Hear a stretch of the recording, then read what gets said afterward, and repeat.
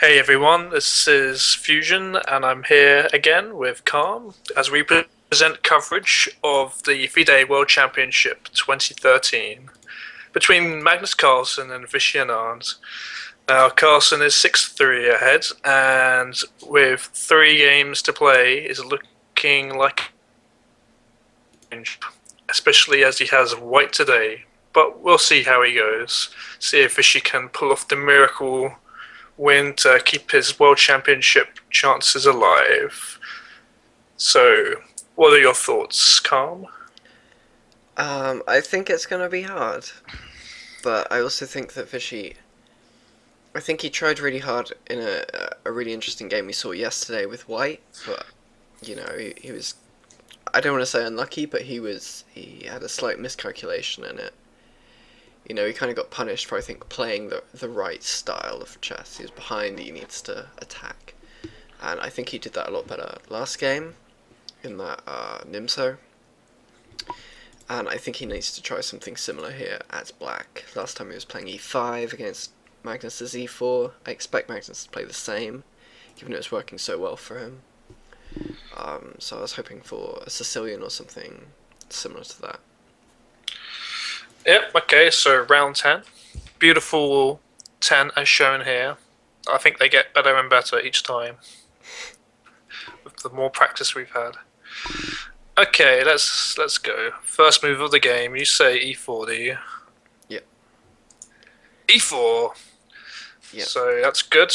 I think we saw in the first few games that he tried knight f3 and c4, and then he progressed to e4, but he's just consistently had much better games, like the type of games that he wants to play, and results with e4, so it makes sense that he sticks with it. So Vishy needing to win.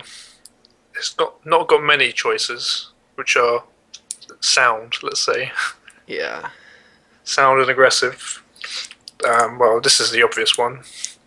C5, as we go into a Sicilian. And I would expect Carlsen to still play an open Sicilian, regardless of the fact that it's more aggressive, just because the other lines give black a lot of play down the line, kind of thing. I mean, it may be a slow start up if they play some close Sicilian or something, but black is known to be doing at least equal there, and Magnus will still want to have some kind of small nagging edge from the opening. So I'd expect him to pretty much always play an open Sicilian, or at least one of the respectable sidelines, like Bishop b5, I guess is the only other one. Bishop b5 is played, and this is kind of a sad moment because these Sicilians are quite quiet, and yeah, I mean, Vishy's looking for small edges later on when he sees this reply. Yeah, I mean, it's very solid this opening, and I used to play it for both sides, so I kind of know quite a bit about it. The options here, bishop d7 is the most common, and it's probably the best. But a lot of the thought that leads to that conclusion is the black is often fine with a draw, so trading off the light squared bishops isn't really bad for black. That said, because I had a book on it, the other options are knight c6, which can transpose from other openings, like I play 2 knight c6 in my Sicilians instead of d6 nowadays, and then you can play d6 after that to transpose, so that's a line. And then considered the most aggressive for black is knight d7 here, because the idea there is that white doesn't really have the option to trade on c6 with his bishop, which messes up black's pawn structure, but at the same time black kind of inhibits his own development by blocking his bishop. So it's more of a long-term aim, basically. Yeah, I mean, he's going to probably Fianchetto and then Castle, and then the knight's not so much of a problem. I don't know. Yeah, that's basically it. But I'd say white is doing slightly better here compared to normal positions, just because his development is smoother than black's will be, because he's kind of obstructed his own development. Okay, so d4 takes, and then queen takes. Yeah, so this is one of the main lines. The other line is c3 and d4, but this is the line I played as well. And the reason I liked it against this in particular, and why I stopped playing this as black, with knight d7 is that just here white has so much space and he can play c4 and set up some kind of Maroczy bind. And compared to other lines, because in all the other lines the knight goes to c6 from b8, obviously that attacks the queen, whereas here it doesn't, so white can kind of just sit there for pretty much forever, and it can get pretty annoying. Okay. Well, yeah, this is perhaps surprising considering what you said. Now the knight gets traded off on d7. Yeah, so I think the main move, well,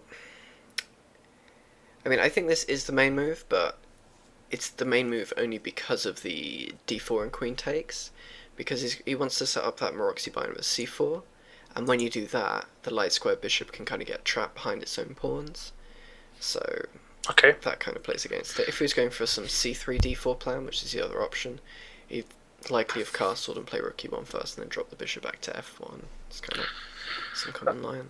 Okay, good stuff. So knight f6, bishop g5, e6. I mean, this looks all pretty standard, so I'll carry on.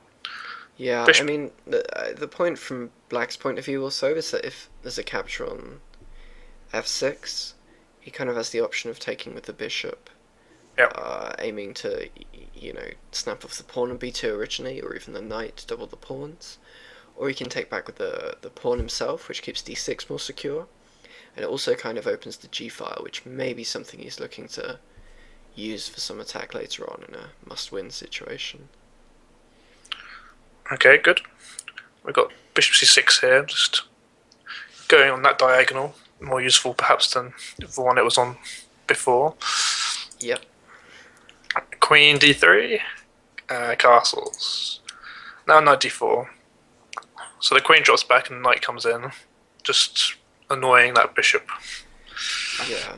So, I mean, basically Vishy's going to set up some kind of hedgehog structure, whereby all his pieces are on, the 6th rank or further back, and he's just kind of developing and waiting for white to, make a pawn strike and then react against it. You can see it, I mean, some common plan here might even be queen c7, b6, queen b7, or even queen c7, queen b8, queen a8, and b6, and just really looking at the centre with all his pieces, but not making any committal moves. Doesn't really look like much of a hedgehog to me. I don't know how you can possibly see that. Well, I don't know, it's just the name of the variation. It's not as spiky, maybe. Maybe it's a squashed hedgehog. So b3, queen c7, and swaps off the bishop. Yeah, so in my opinion, moves like that show that Carlsen is super happy with the draw, because I think if he was playing for an edge, he could make the argument to himself that knight on d4 is better than the bishop on c6, and he doesn't have to take it immediately because there's no threat of the bishop moving anywhere. So this to me very much seems like Magnus is just trying to play super solid, not have any weaknesses, just quickly triple up on the d-file and just sit there, and there'll be nothing that black can really do to break out. Well, a draw is pretty fine for Magnus as it makes him world champion, so yeah, it's not so ununderstandable. So rook c1, h6. Bishop comes back to e3. This looks all pretty standard stuff. So bishop d4 now, occupying that diagonal. And obviously you don't want to play something like e5, because then your d-pawn is weak forever. Yeah, your d-pawn's weak forever, and the d5 square as well allows knight d5, and that's really annoying to deal with for black. I think just the bishop d4 move from Carlsen here is, again, just a kind of common sign. He's just putting his piece on the best possible square, and the only way black can oppose that really is bishop f6, and that was probably the plan of Vishy. But he kind of doesn't want to play it now, because after bishop d4, Magnus is just threatening to trade, and again we're getting closer and closer to an even endgame, which is going to be pretty much impossible to win. h3. Very nice move. Just giving the king some air. Yeah, I mean, He's got nothing else much to do. He's got plenty of time in this position. yeah, if he wanted to play more aggressively, he could. But with like when he played Rook C1 instead of Rook D1, that basically shows that he's just really trying to prevent any black counterplay at all. Because obviously B5 is a common break, but when the Rook is opposing the Queen like that, you're not going to do it. So really, he's looking to just nullify black's threats as opposed to create stuff of his own at the moment. I think it was a really good opening choice by him, actually. Maybe Vishy would have been better to not play 2d6. What's the alternative? Well, you could play knight c6 and transpose and then after, into most things. After bishop e5? Well, after bishop e5, then you can... So how's that compared to? I mean, basically it just leads to a different position, because you're less likely to face a Maroczy. Yeah, okay. It's all pinned, because you generally play against c3 and d4 systems there. I mean, these systems are completely fine for black. I think if you looked at the evaluation, it would be equal, pretty much. But it's very hard to, come up with an active plan when white's not committing himself. So rook d1, queen a5, queen d2, king f8. King f8 is actually quite important, because otherwise knight d5 is some trick, and then he could take on e7 with check, which would basically, trade off the queens and an additional minor piece, which is obviously in Carlsen's favour. Yeah. So queen b2, king g8. Okay, well that threat of knight d5 is not on anymore, and you can't trade the queens, so I guess it's fine. So why put the king back? I don't know, I guess he wants to play like bishop f8 in the future to protect against g7. It looks kind of like a draw offer, a semi-draw offer. Yeah, but I think if Carlsen did repeat, obviously this is the one position where Anand wouldn't, because he knows he needs to win, so he'd have had to take some risk to... And then a4. Again, just help stop b5. It's awkward to, make a plan for black. He's bringing the queen over here, so maybe you can think of trying to advance his kingside pawns, although it's going to be extremely risky, and he's likely going to make weaknesses as he does it. Okay. Knight e2, and then bishop f6. Yeah, I guess he thought he couldn't really oppose that diagonal well enough, so he's decided to just trade a piece to try and do that. It does trade the piece. I mean, after this, how's it looking? Very equal, I think, but I guess his idea is maybe... Well, the e-pawn's hanging. Yeah, but probably just, knight g3 or f3. Either way is fine.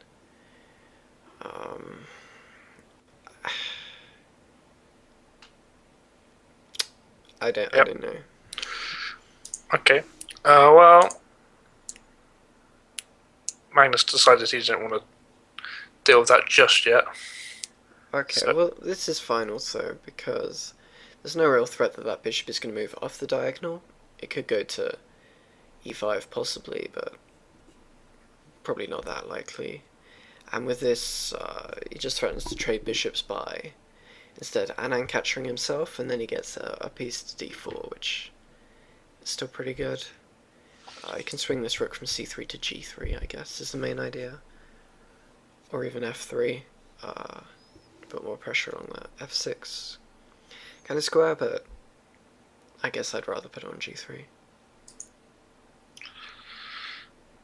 So Vishy swaps off the bishops.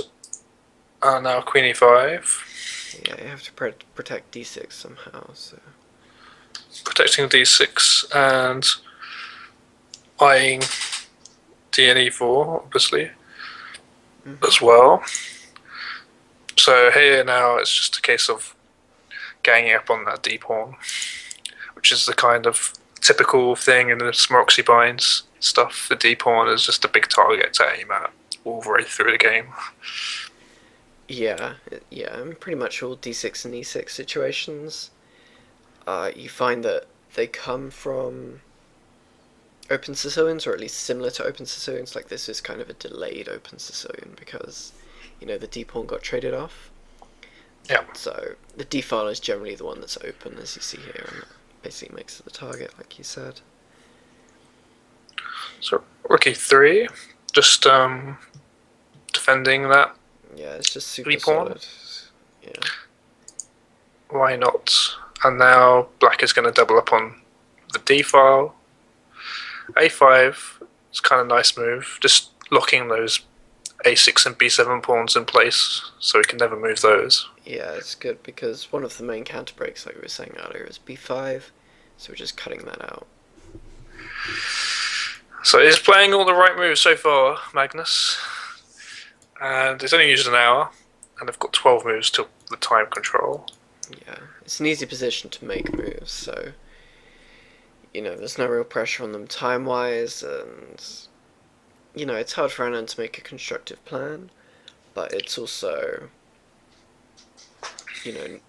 not that critical in most positions. Queen g5, though, is quite interesting because obviously as white you can play e5 here, and then you can't capture with the queen because of rook takes, and if you take with a d-pawn, then rook d7 hangs, so this could be a problem because then white's going to have the option to take on d6, or even just, slowly build up pressure against that d6 without even taking it. So this queen g5 looks to be a bit of a misstep for Vichy here. I mean, he can drop his knight back to defend d6, but it's gonna be snapped off at any point. Yeah, I mean, white has the option of taking here, but yeah, if we go back to Vichy's queen g5, it's basically what. Although black doesn't have much to do, white also doesn't have any clear breakthrough immediately, because the queen,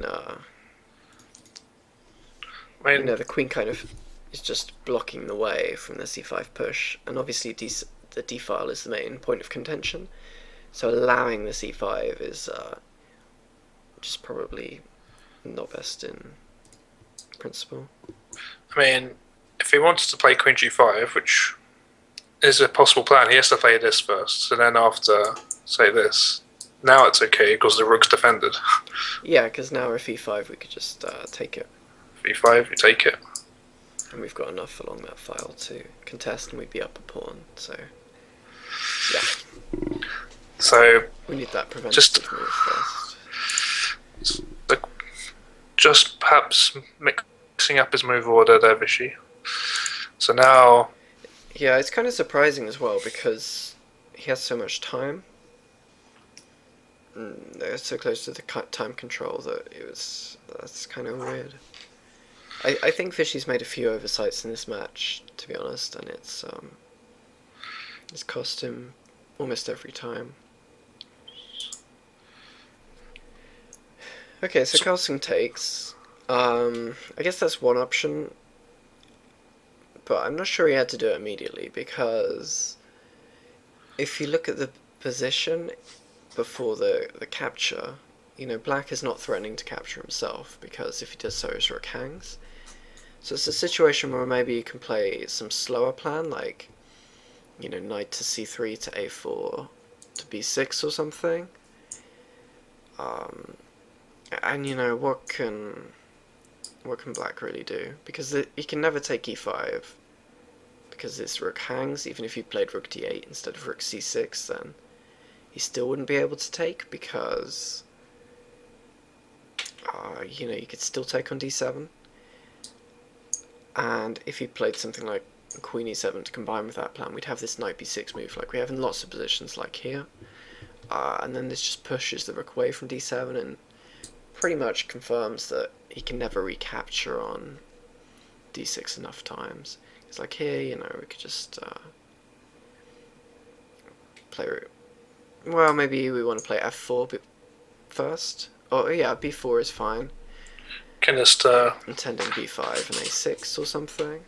Or you could play a move like f4 to support the e5 pawn, so black can't take it with the queen. And then you can play rook d3, and then we'll have enough pieces to take on d6 without black being able to recapture.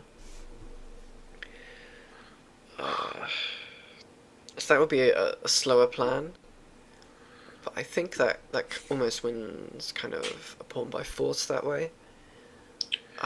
But I guess Carlsen just taking would think that it trades down quicker, and again he's just trying to get this draw and guarantee himself the world championship. Yep. Okay, so because here you can gain the pawn back. I mean, not this way though, because you run into things like your queen sort of gets kind of trapped-ish. Yeah, I mean, white could even play moves like g4 or rook e5, like I don't maybe like that.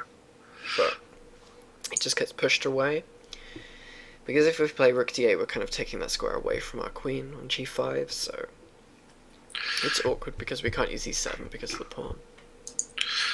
Yeah, so now after f4, the queen can go back to d8.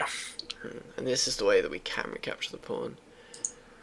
So it's interesting, as much as queen g5 was, I think, an oversight by black, I think Carlsen could have also perhaps done this in a more accurate way, because now obviously black's regaining the pawn, and actually the endgame, well, I think the endgame is better for white, of course, because we have 3 against 2 on the queen side, and those pawns are more advanced. But maybe you didn't have to go for that endgame. Maybe you could just have played that super solid middle game, a pawn up, and what could black really do? So here comes the endgame. Mass trading. I mean, there you go. I mean, one point to make is he can't take back with the knight like before, like first or before the last piece, because c5 comes and it's pinned. Yeah. Hope you understood what I said. What I meant anyway. Yeah.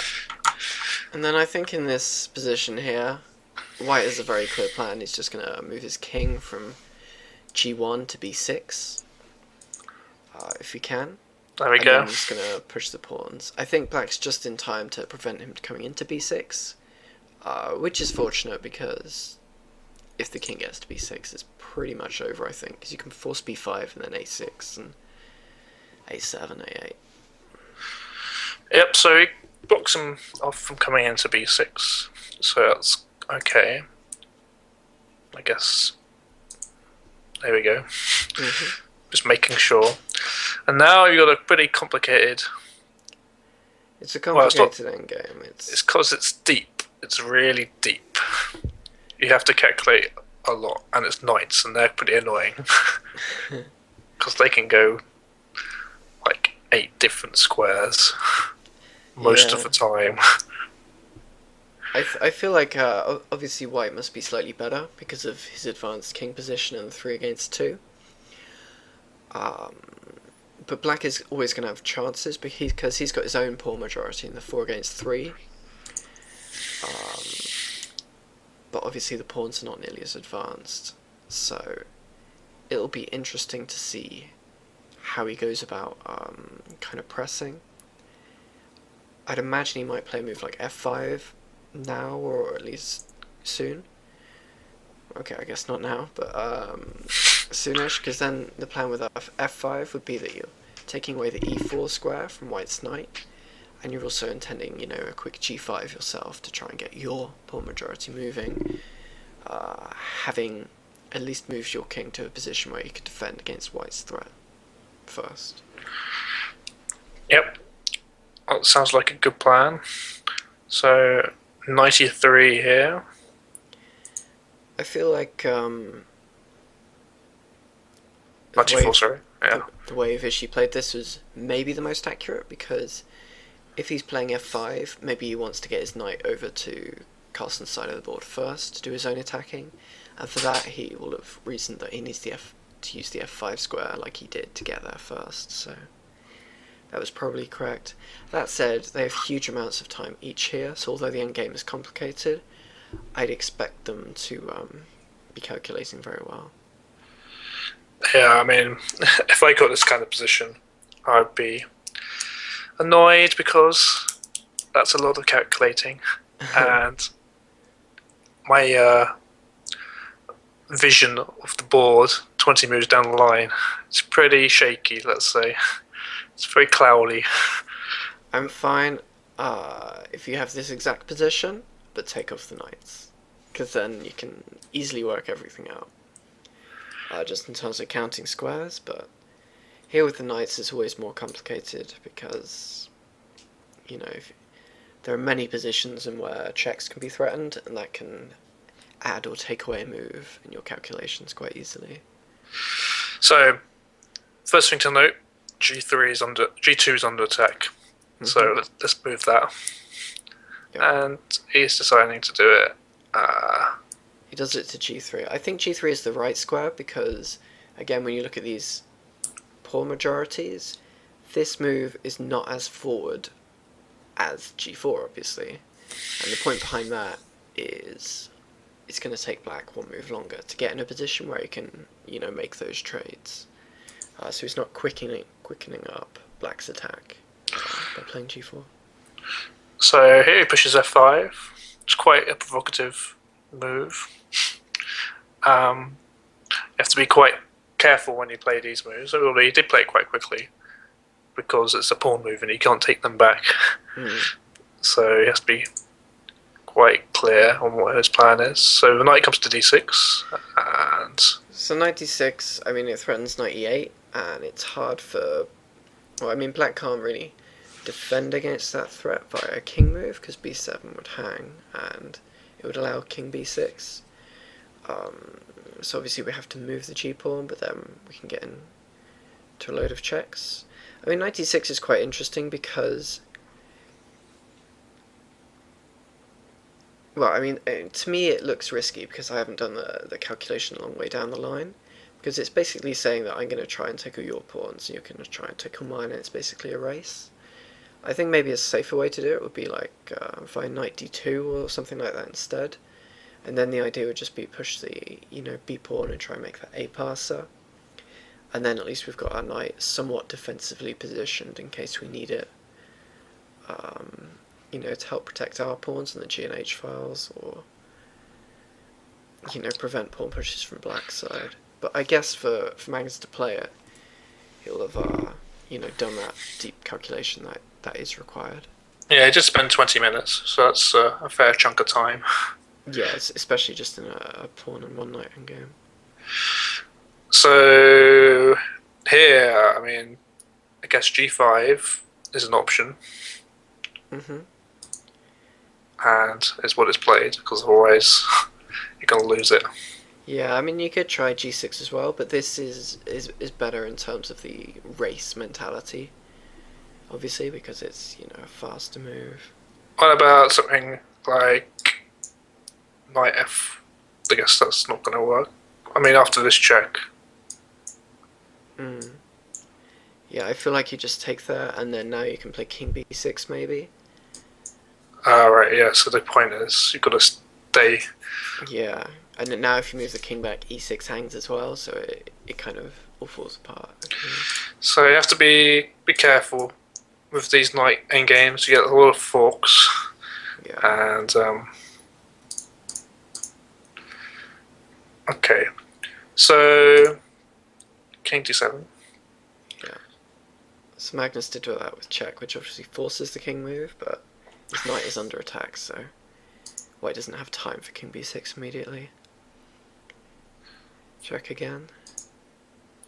He's kind of getting his knight trapped a bit here, but he's forcing the black king all the way to the king side as he does this. So Yeah, but I mean, one thing to note here is this is quite a key moment because he could go back to c7 and keep control of that b pawn. But by chasing away this knight, he's going to be trapped in certain variations. But he gets the b pawn. The thing is, I feel like this is a correct choice from Anand again, because if he goes back to c7, yes, he's defending, but white also doesn't have to go after the pawns. He can just go back and check again. And obviously Anand's in that situation where he can't go for the repetition because of the match situation. So it's almost like he's forced into this line. But again, it requires the deep calculation from Carlsen because it looks risky on the surface of things. It looks like his knight might get trapped. And obviously if his knight gets trapped, he's going to be down a piece in the endgame. He'll have pawns in compensation for it, but he's got to work out whether black's knight is actually going to be able to round his pawns up before he can queen any.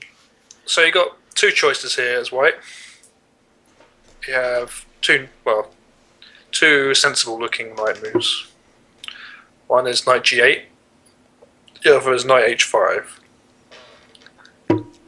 I mean, we can't do this ridiculously long calculation right now, so maybe we'll come back later and see what the alternative move, how that works. Yeah. But he decides to go for knight g8 check. I feel like if he's playing knight g8 check, it's the more forcing move because obviously it's a check. So that kind of implies to me that this is stuff he's thought about, when he played knight d6 earlier, that he's kind of had this forcing line in his mind the whole time.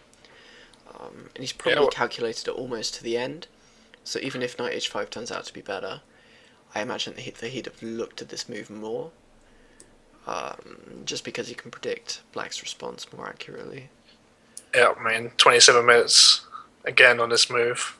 Yeah. Okay, so he probably was working out the differences there.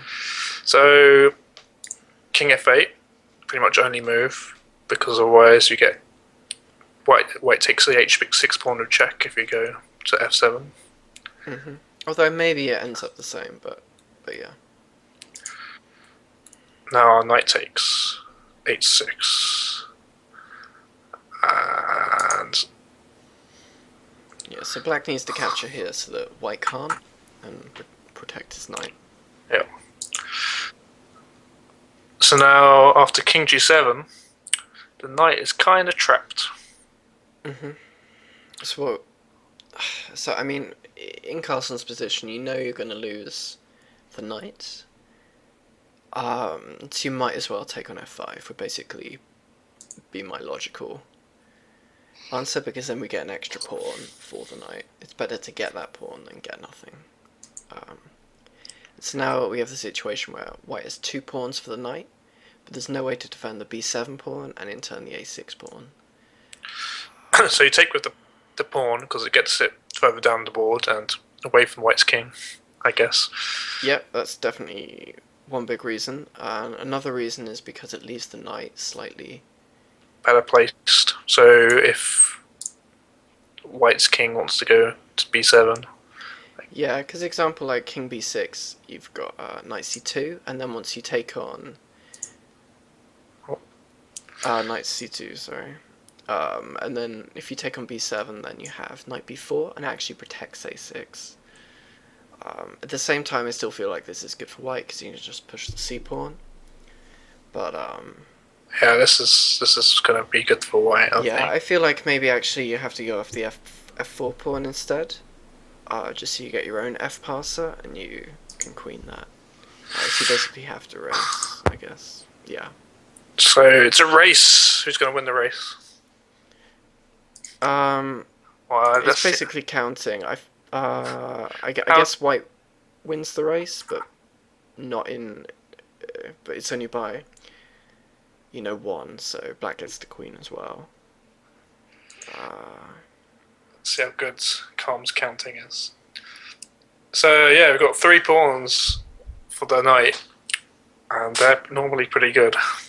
Especially when they're connected like they are here. So king moves out of the way so the A pawn can promote. Mm-hmm. Stop the knight coming to c7. Yeah, king b6 is good. I mean, some low-level players might accidentally just play, king b7 or king b5, assuming that it's all the same. But obviously then you have the knight check, which can make all the difference, because the a-pawn is the quickest to be promoted. And if you can trade off the knight for that a-pawn, then you have to push the c-pawn, and that basically is going to mean that black is queening a move earlier, and then he's going to get the queen back in time to defend against these pawns. Yeah. So, king b6. And now they go. They were playing this move pretty quickly. Find the queen. And then, so we got the queens back. And now they have to stop and look at this position. They both have plenty of time still. I mean, Magnus's plan, if he wants to win, is to push the B and C pawns together. If he's happy with a draw, it's probably just to, check the king into a position where he can also fork the queen with it and force the queen trade. Because then with just the knight, there's no way for Anand to win, and he can just give up his pawns and it doesn't matter because it's a draw and he wins, essentially. Yeah, I mean, I think even this position is a success for white, because even if you get rid of the pawns, it's a draw anyway. Yeah. Because you can't mate with perfect play with just a knight and queen against a queen. It would have been interesting to see if Anand had played on in that position to try and... Well, I mean, I guess, yeah. You should do. Maybe, yeah. So, queen d5, just centralising the queen. Mm-hmm. And this queen e1. So he protects the knight and is also kind of threatening queen b4 check. Yeah. I swear maybe he has to do something about that, maybe not. So queen d6, and let's check in at e3. Okay, so the queen d6 defended against the queen b4 check to win the b pawn, but this check here actually threatens to pick up the b pawn. I mean, I guess as long as the king doesn't go further along the b file, because then you could take b3 with check. Black actually can't take it because, he's pinned to defending his own knight. But he can pick up, I think, h3 in every situation. So we have king a6. Okay. And it looks like he can pick up the b pawn here. Oh, via knight c5.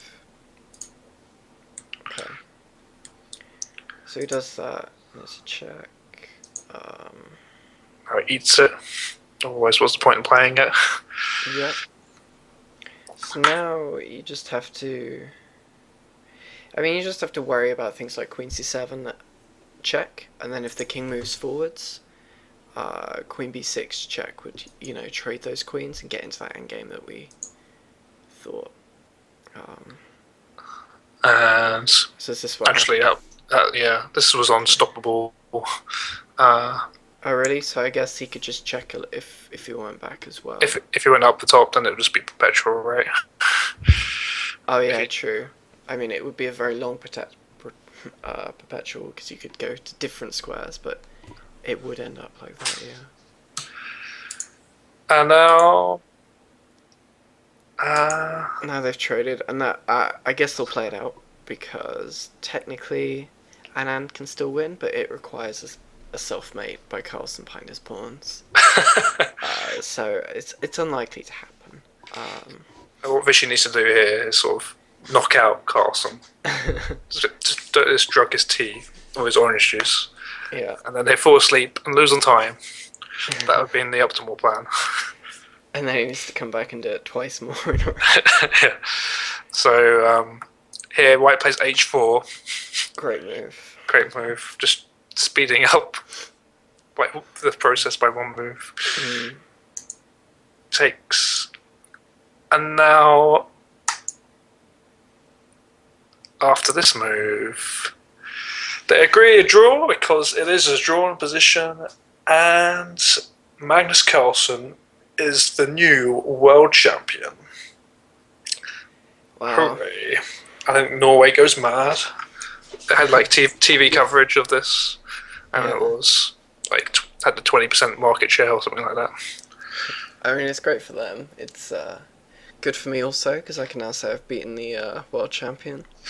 Yeah, and that's good for me because I can say I've beaten the guy who beat the world champion. So basically what we're saying is Fuzion is now the world champion. I think that's correct. Yeah, you can look forward to more MP commentaries from this top-rated player. So. Yeah, I think so. I just recently become the FICS Wild 333 world champion. It was pretty beating sick Calm tournament. to the title with the multiple queens end game. Yeah, we played some wild variant where you start with a random selection of pieces where you're allowed multiples, and it was pretty crazy. You had one with 4 queens for each side. That's pretty crazy. Yeah. Anyway, this game, I mean, we can go back and let's see what would happen after something like knight h5. Okay.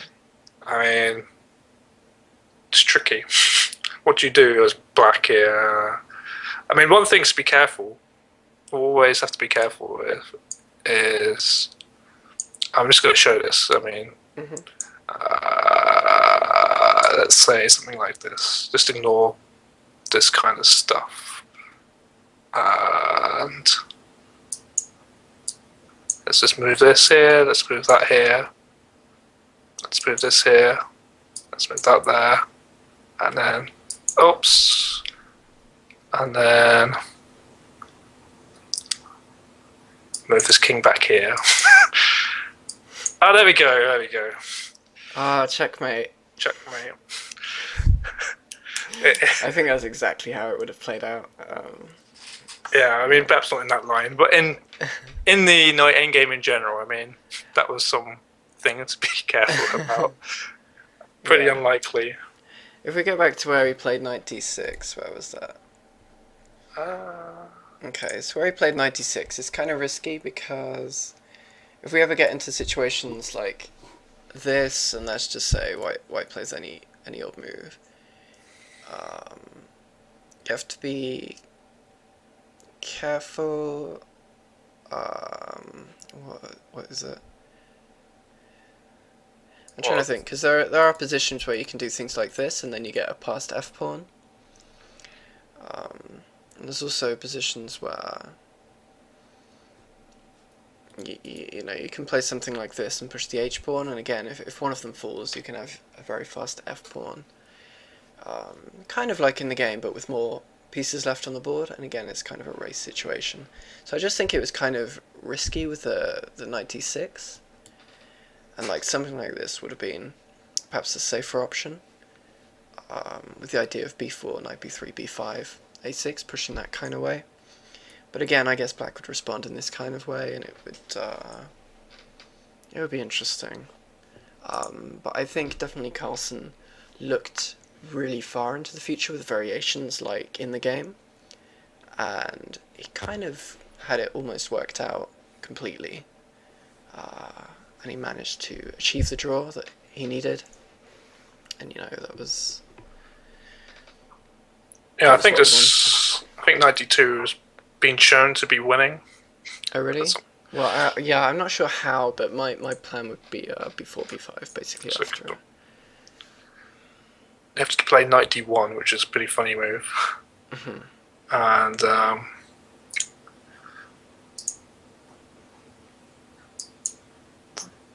this is kind of what the plan is. I was just looking at some other website. Apparently this kind of thing is what's going to happen here.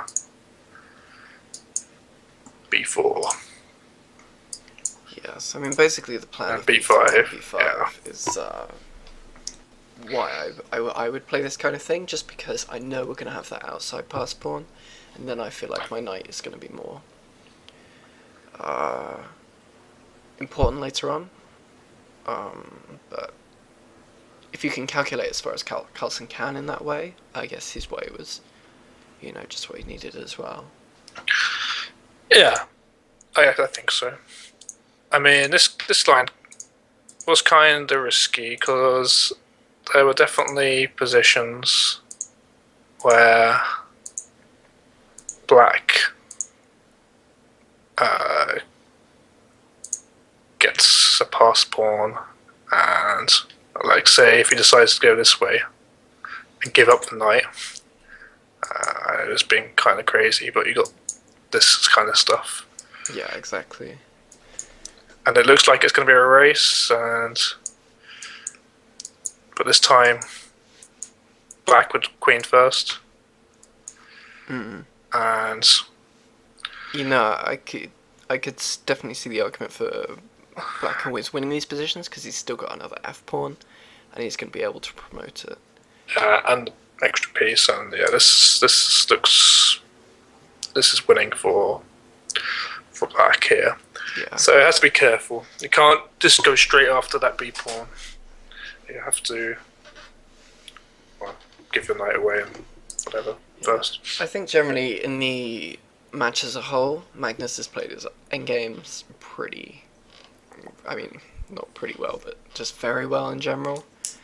And I think, to be honest, that's where he's had the edge over Vichy. A bit in the middle games as well, with maybe some debatable decisions by him, but I think a lot of the time it's just repeatedly putting Anand in a position where he feels he can't do much, so he tries too hard, and then he makes maybe a mental error. Yeah, the big difference between them is that Vichy has made mistakes and Carlsen hasn't really. And Vichy knew that was going to be his problem. Like, it doesn't really matter what plan he chose. It was about making sure that it worked, and he didn't make a mistake in these long games like he made in game 5 and 6 with just small errors. It's just quick moves, and then it would have been an equal game. The thing, and Carlsen hasn't really had to worry so much about being mated. He's never been behind in computer evaluation, really. I think last game was a bit visually worrying, but again, I don't think the computer ever thought Anand was winning, so it was, in that respect, Carlsen's played really, really well over the match. So, he's our new world champion, and probably he's going to strive to go for 2900 ELO rating, which would be extremely impressive. Yeah. It's not that far away. It's going to be... it's already 2870 at the start of this match, and probably made a few more points now. Yeah, I feel like Carlsen's won all the major tournaments now. He's the highest rated by a huge margin, and he's now world champion, so... I'm not sure where he goes from here, but... well, next tournament is the London Chess Classic, and that's in December, I think. We're still available for commentary, if... For the right price. For the right price, yeah, live commentary. If you want us to... If you want us instead of the GMs, I think that would be a good decision. You could send us down there to London. Well, actually, it's up there for me, but... that'd be fine, I guess. Yeah. I think Vichy's playing in that tournament, but Magnus is not. Yeah. Oh well, it should be good. Okay, so I guess we'll wrap it up there. That's been our coverage of the World Championships. I hope you've enjoyed it. I think it's been okay doing it. I think we prefer shorter. I don't know. some of these games have been kind of boring, but the one yesterday especially was action-packed, and that was good to look at. Yeah, and also it's it's the World Championship. It doesn't come along very often, so it's nice to have actually I think really looked at one, whereas in the past I've perhaps not been following quite as closely, or at least I've not done anything to really remember it. Like, having done the commentaries now, I feel like I can always look back on this, and it'll be kind of cool to remember. Okay, so if you want to hear more from us, then please sub on YouTube or just follow us on CBTV or whatever, just so you know when we've got a new vid out, which hopefully you'll enjoy listening to and watching, indeed. And until then, I think we will sign off now. So it's goodbye from me. And it's goodbye from him. See ya.